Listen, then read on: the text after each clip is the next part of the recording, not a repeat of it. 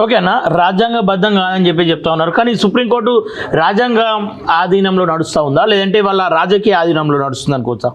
భారతదేశంలో సుప్రీంకోర్టు అనేది not supreme. Okay, ఈ దేశానికి సుప్రీం భారత రాజ్యాంగం.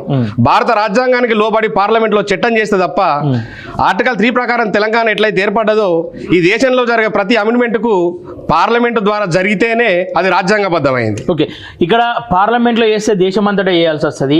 రాష్ట్రాల వారిగా ఒక రాష్ట్రంలో ఇక్కడ బీసీ అయిన వాళ్ళు ఇంకో దగ్గర ఎస్సీ అవుతా ఉన్నారు, ఒక దగ్గర ఎస్సీ ఉన్న వాళ్ళు ఇంకో దగ్గర ఎస్టీ అవుతా ఉన్నారు. కాబట్టి రాష్ట్రాలకు అనుమతులు ఇచ్చింది సుప్రీంకోర్టు అని చెప్తా ఉన్నారు.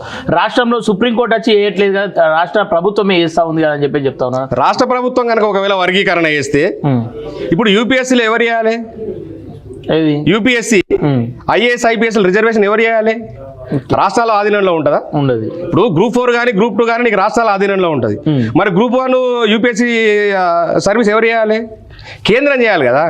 కేంద్రం చేయకుండా వాళ్ళు తప్పించుకోనికి ఏదో సాట్ల తవుడు పోసి కుక్కలకు తాకలాడ పెట్టినట్టు ఇలా బీజేపీ ఇటు కాంగ్రెస్ వీళ్ళిద్దరు కలిసి మాలమాదిగా మధ్యలో పంచాయతీ పెట్టి ఈ సినిమా అంతా బాగోతాన్ని చూస్తున్నారు. ఓకే.